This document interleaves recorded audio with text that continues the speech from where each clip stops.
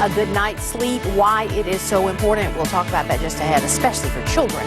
And an up-close look at a unique monument that honors war veterans. Plus, we're making pies with Proof Bakery in Starkville. Mid-morning starts right now.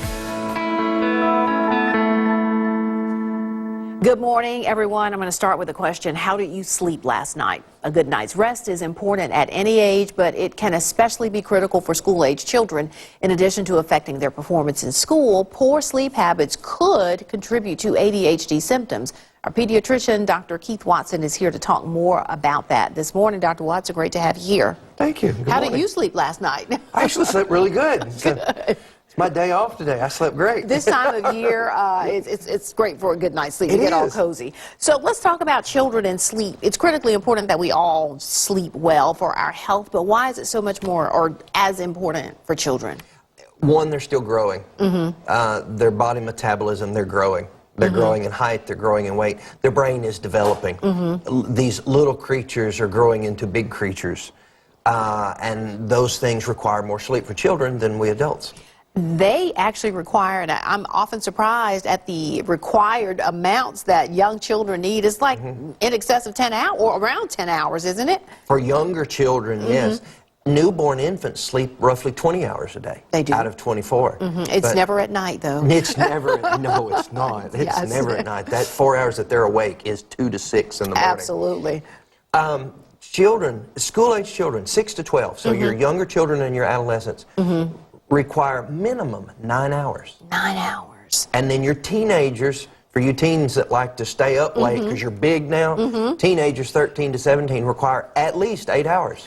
This time of year is really hard to get them to bed on time because it gets, well, it's easier actually. It's when daylight saving ends, it's easier, but when we're during daylight saving, it's tough to get them to bed on time. It is, and summertime especially, when you don't have school the next morning and kids have a little more freedom to stay up. Sleep schedules can get off. So is it your recommendation for parents to be sure that they get this adequate sleep, that they get some sort of pattern going for bedtime, like rituals?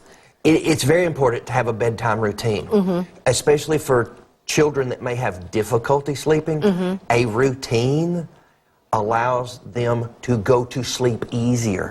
If your bedtime is a different time every night or you do different things before bed, it's harder for your body to unwind and slow down. But if you have this routine of take your shower, brush your teeth, some quiet time, and you do that every night, your body gets into that routine. That makes sense. And you go to sleep easier. What about kids who like to have something going? My daughter, for instance, who likes to have the TV on. I tend to think you can't sleep well when you're letting the TV lull you to sleep. It actually interrupts sleep and keeps you from going to sleep as easy. Electronic devices are detrimental to sleep and to sleep hygiene. In fact, we pediatricians recommend prior to bed, no electronics for roughly an hour before going to bed. Wow, total parenting fail right here. Let me just tell you.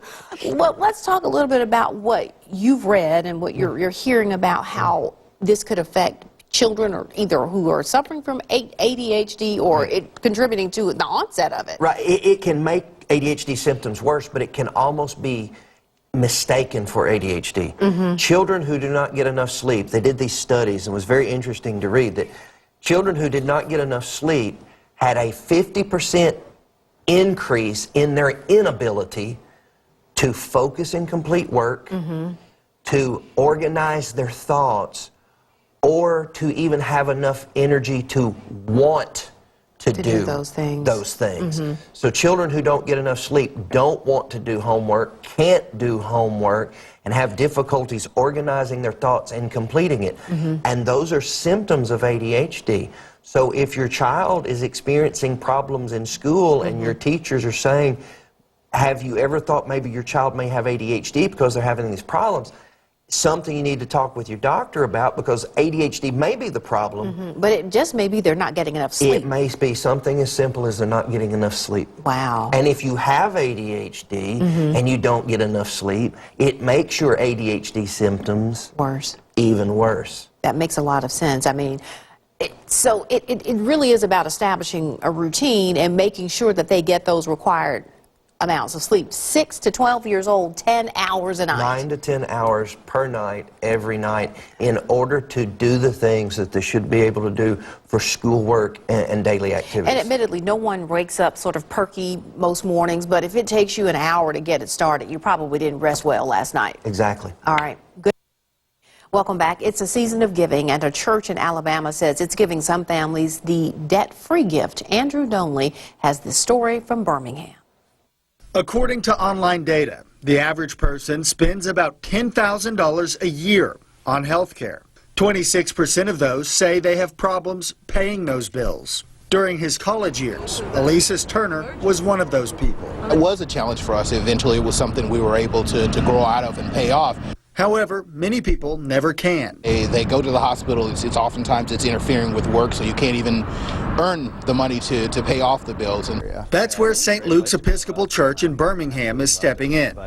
They partnered with RIP Medical Debt to pay off medical debt for those who need it most. RIP buys medical debt directly from hospitals for pennies on the dollar, and so their average return for every $1 you donate to RIP, they're able to forgive $100 worth of medical debt, which is just insane.